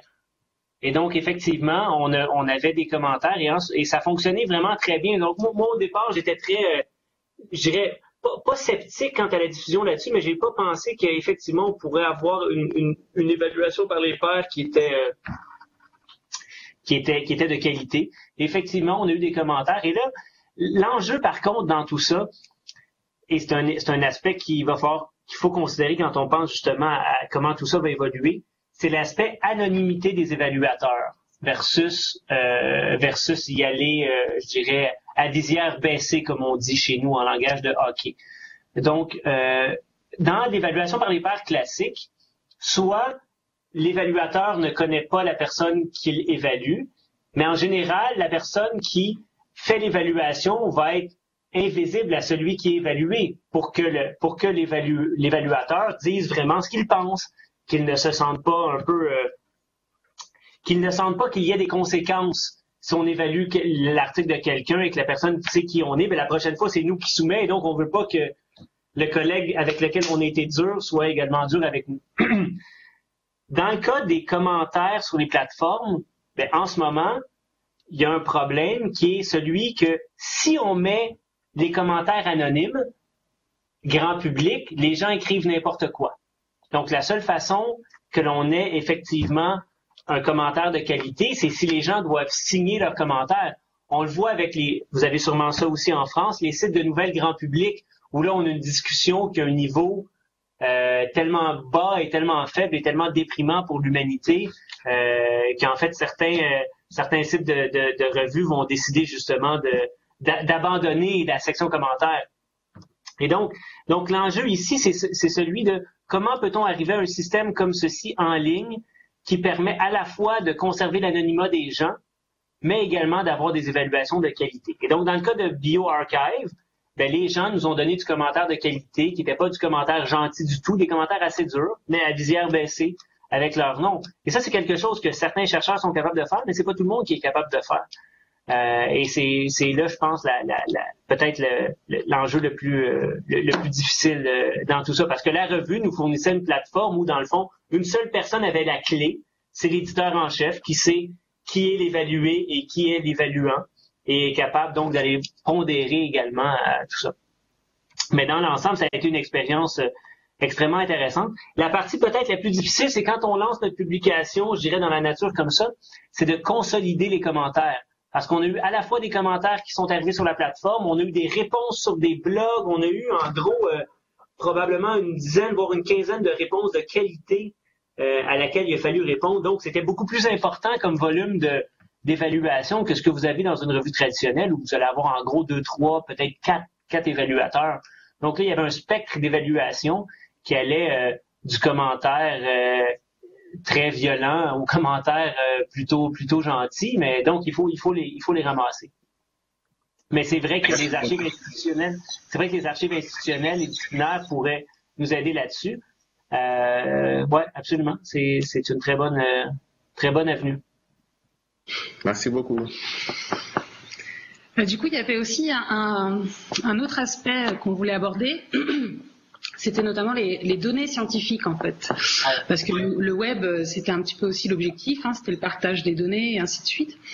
Et du coup, on se demandait, est-ce qu'on pouvait aussi imaginer des métriques liées à cet échange de données? Est-ce qu'on pouvait imaginer, qu'est-ce qu'on pouvait imaginer aussi pour intégrer les données dans l'évaluation de la recherche scientifique et pardonnez, vous voulez dire le partage des données sources?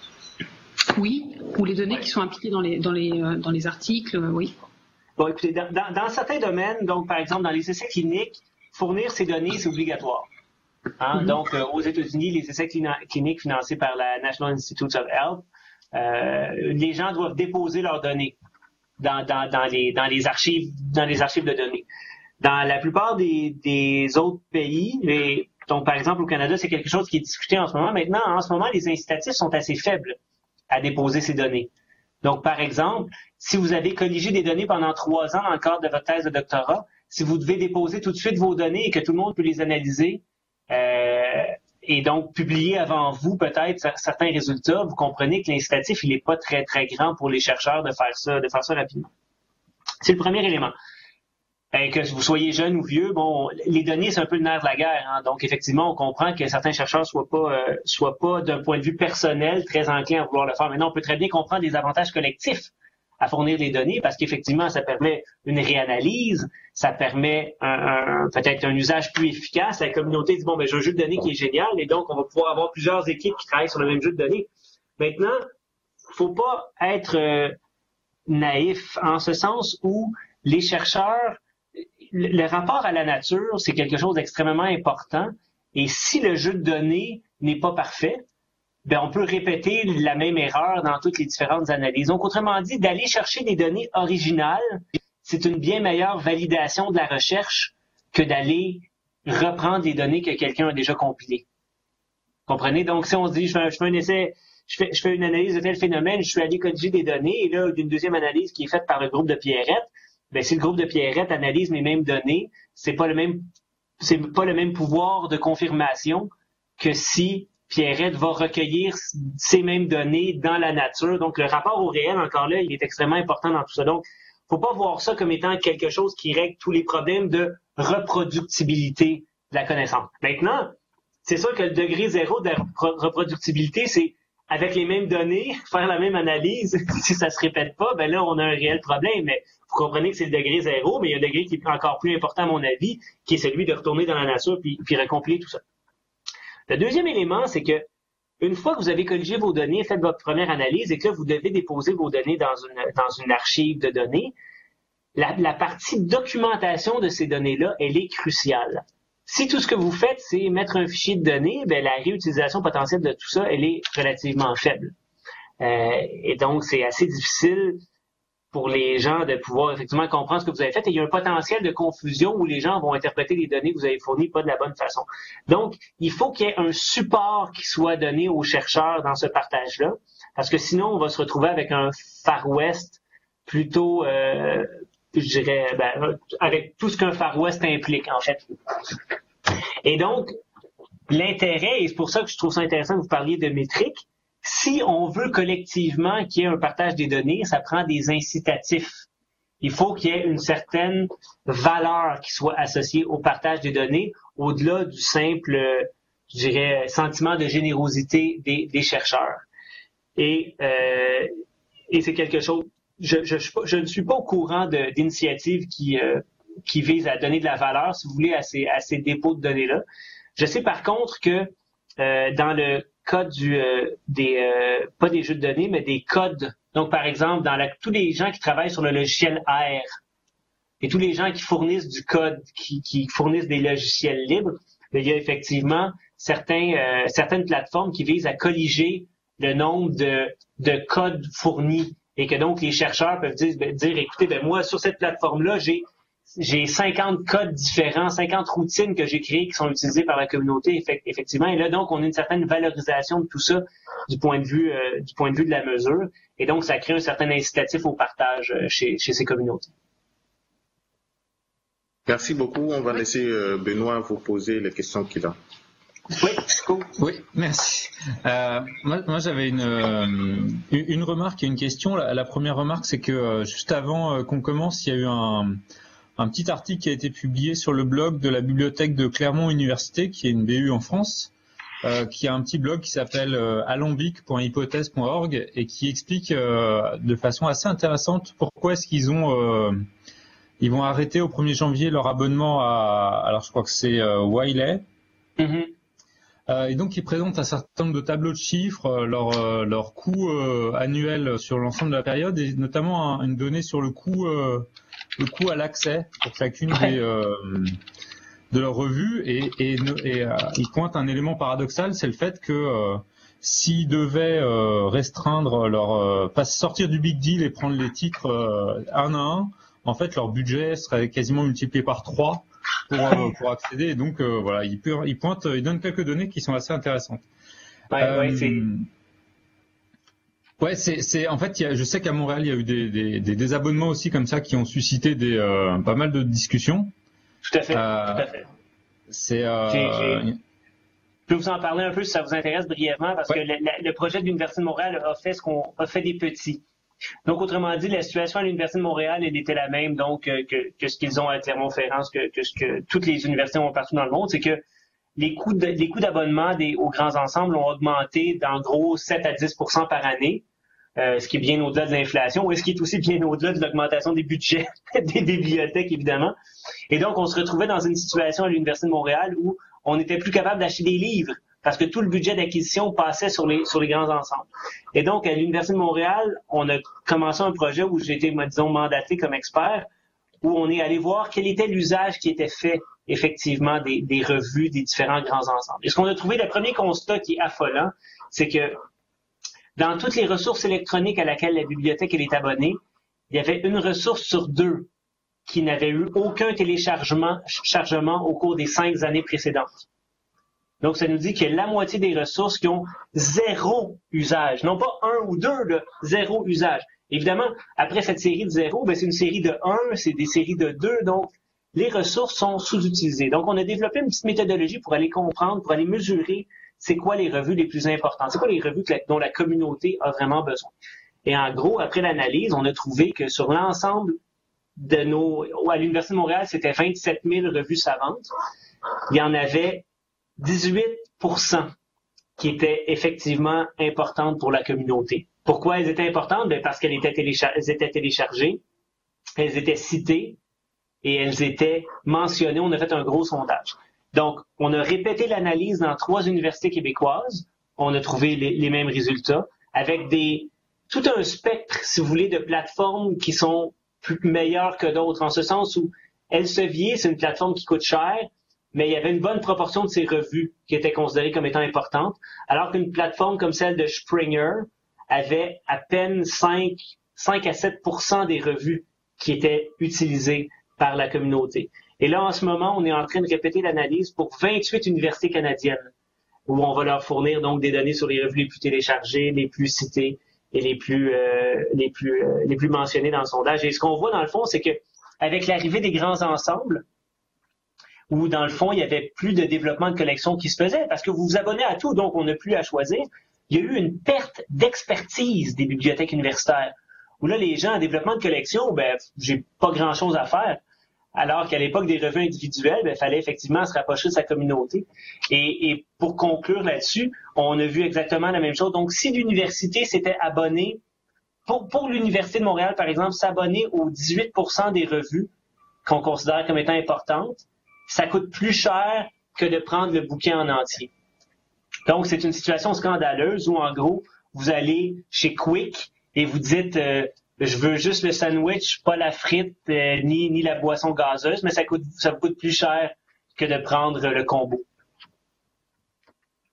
Je trouve ça assez intéressant de mettre les deux en relation parce qu'on voit qu'au-delà de la question de l'écosystème des revues, il y a tout l'écosystème des acquisitions, de la diffusion, de la mise à disposition qui est touché par ça. Et du coup, j'avais une question en fait, alors j'en avais 2, je donne les 2 et puis je sais pas si on aura le temps de traiter les 2, mais il y en avait une première, c'était sur la place de Google Scholar comme point d'accès surdominant aux publications scientifiques. Et du coup, est-ce que ça change quelque chose dans la dispersion, on va dire, des citations, c'est-à-dire en se disant, puisque j'ai accès par Google Scholar, je suis peut-être moins guidé par ma bibliothèque qui a acheté un certain nombre de choses ou pas, ou par la plateforme de l'éditeur, et du coup, un plus grand nombre de dispersion des citations. Je ne sais pas si c'est observable.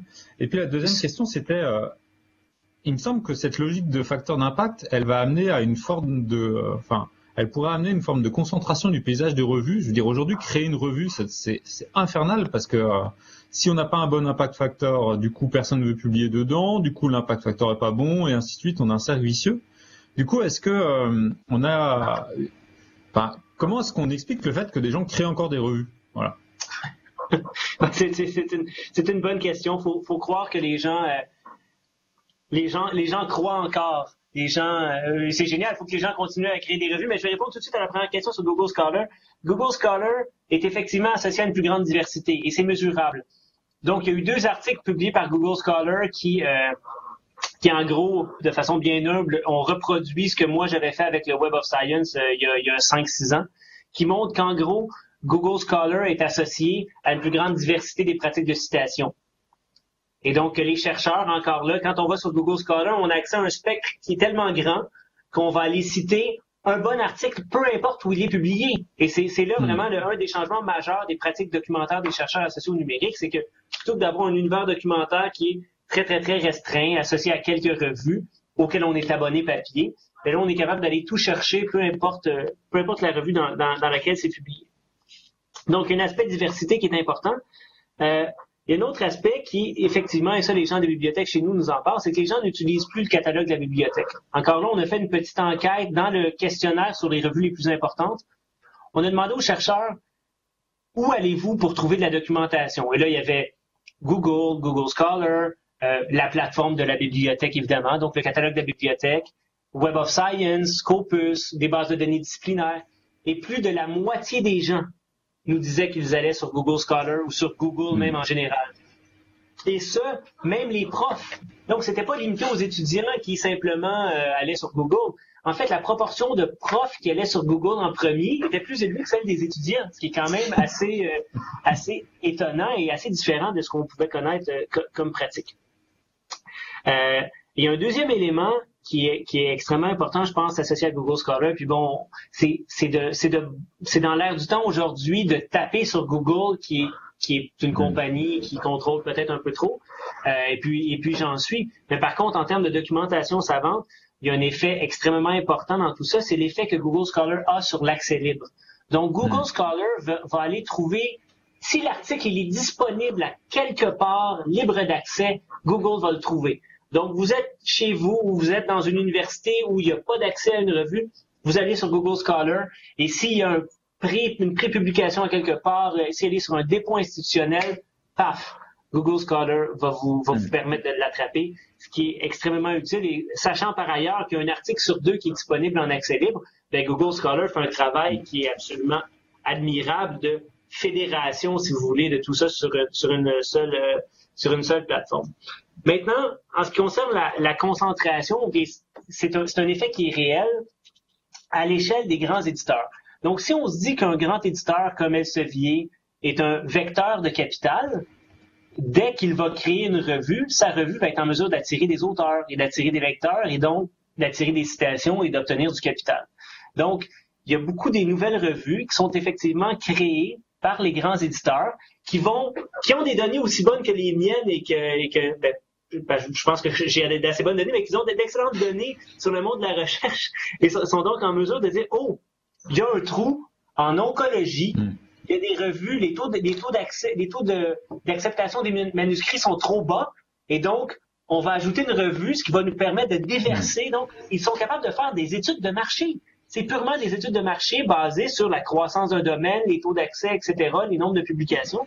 Et donc, on va dire, on va créer une nouvelle revue en oncologie, par exemple, qui va se spécialiser dans tel cancer spécifique et être en mesure donc d'attirer des auteurs en offrant évidemment à une personne importante dans le domaine le poste d'éditeur en chef, etc. Donc, les revues en ce moment peuvent contrôler le jeu. Pourquoi? Parce qu'ils contrôlent la donnée et qu'en ce moment, ils sont des grands vecteurs de capital. Maintenant, on a des tonnes de collègues à travers le monde qui font un travail admirable pour essayer donc de faire en sorte que le monde académique se réapproprie ces modes de production. Parce que ce qu'il faut comprendre, c'est qu'en filigrane de tout ça, c'est qu'il y a eu une appropriation privée des modes de diffusion des connaissances. Traditionnellement, les revues sont publiées par qui? Par des universités, par des sociétés savantes et quelques éditeurs commerciaux. Le numérique change ça complètement. Les éditeurs commerciaux deviennent la dominante et vont chercher, en fait, énormément de fonds publics des universités, des centres de recherche, des gouvernements.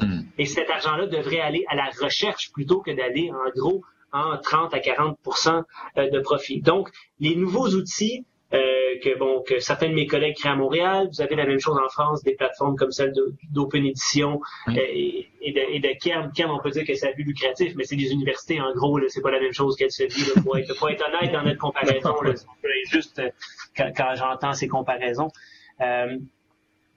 Et donc, on a ces plateformes-là qui sont en gros de la réappropriation, une tentative de réappropriation du monde par le monde académique de ces outils-là. Et quand je vois des collègues donc qui se créent des revues à partir de ces plateformes-là, je ne peux que dire chapeau, mais le défi, et c'en est un réel, et c'en est un titanesque, c'est celui de l'octroi du capital par ces nouvelles revues. C'est extrêmement difficile. C'est pour ça que je suis assez content quand je vois des comités éditoriaux comme ce qu'on a vu en linguistique il y a environ 1 an, où en gros, le comité éditorial de la revue a démissionné en bloc. Parce qu'en fait, qu'est-ce qui fait la force d'une revue? C'est son comité éditorial, c'est son éditeur en chef. Et donc, quand on voit que ces communautés se désengagent des éditeurs à but lucratif pour aller sur des plateformes à but non lucratif, c'est quelque chose qui est très difficile à faire, mais qui, je le souhaite, va se produire un peu plus dans le futur.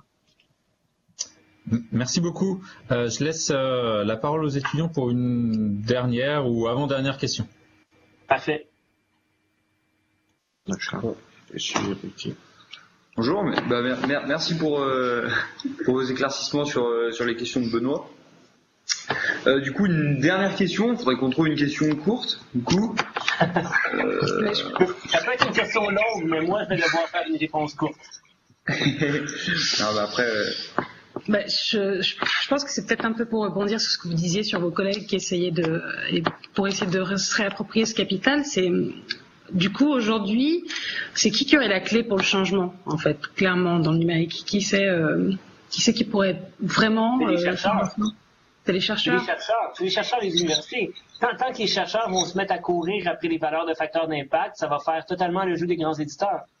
Oui. Mais maintenant, quand je dis c'est les chercheurs, si on tire sur le fil, c'est les universités et les organismes subventionnaires. Donc, tant que les universités et les organismes subventionnaires vont valoriser ces types de publications-là, les chercheurs vont publier dans ces revues-là. Et donc, quand on y pense, c'est le système de la recherche dans son ensemble, mais c'est en grande partie aussi les institutions d'enseignement supérieur qui sont contrôlées par des chercheurs eux-mêmes. Donc, c'est pour ça que c'est un peu une diade chercheurs et institutions. Donc, c'est des individus qui sont dans les institutions et qui mettent en place les politiques. Mais c'est la communauté scientifique, donc, qui a tout ça entre les mains et qui, par un changement de ses modes d'évaluation, peut effectivement créer un système qui serait, on pourrait dire, beaucoup plus ouvert. Parce que l'argent, elle est là. Hein. Quand on fait la somme des fonds que les bibliothèques universitaires dépensent en diffusion de connaissances pour s'abonner à des revues, avec beaucoup moins que ce qui est mis, on peut se doter d'une infrastructure collective qui va permettre la diffusion des connaissances de façon ouverte à tout le monde. Ce qui manque à cette infrastructure-là, c'est un mécanisme d'octroi de capital qui est aussi, en anglais on dirait convenient, qui est aussi facile que ce que nous permettent les revues en ce moment. Et il est là à mon avis le défi et la clé donc elle se trouve encore dans l'octroi de capital. D'accord. Ok. Merci. Merci beaucoup. Oui. Merci à vous. À vous écouter. Vous avez d'autres questions, Benoît? Non, je vous laisse conclure et après je dirai juste un petit mot, mais allez-y. Très bien. Merci beaucoup de votre intervention. C'était pas mal parce qu'on a pu avoir déjà une bonne idée du sujet évidemment avec les 2 publications qu'on a étudiées vous concernant et concernant le facteur d'impact. Donc vous avez apporté pas mal d'éléments qui complètent un peu tout ça. Donc j'ai trouvé ça vraiment super. Donc voilà, merci. Vos réponses étaient très complètes à chaque fois, bien structurées et du coup voilà. Merci pour votre enthousiasme aussi. Merci beaucoup. C'est vrai. Je vois que ça vous plaît. Ça vous passe. Oui, ça me plaît beaucoup, oui. Il y a de réels enjeux dans tout ça. Merci aussi à Benoît d'avoir permis que ce webinaire se passe parce que, voilà. C'est vrai, c'est dans le cadre du cours, mais merci aussi. De rien. Donc, je voulais, d'une part, remercier Vincent très chaleureusement pour s'être prêté à cet exercice qui n'est pas très évident. Remercier les étudiants pour leur préparation et leur animation. Et également, j'en profite, je sais qu'ils nous écoutent quelque part parce qu'ils sont connectés. le service informatique de l'ENSIB qui prépare tout ça et qui fait que à chaque fois, bizarrement, ça marche. Donc voilà, on est assez content. Absolument. On aura un prochain webinaire la semaine prochaine. Donc par contre, ça sera noté dans vos tablettes. Ça aura lieu le matin, heure française, et ça portera sur l'économie des données ouvertes cette fois-ci. Pour conclure ce cours. Merci encore. À très bientôt, j'espère, Vincent, d'avoir l'occasion de se revoir à Montréal prochainement. Et puis, bon courage pour la fin du cours pour les étudiants. Merci. Au revoir, merci encore. Au revoir. Merci, au revoir.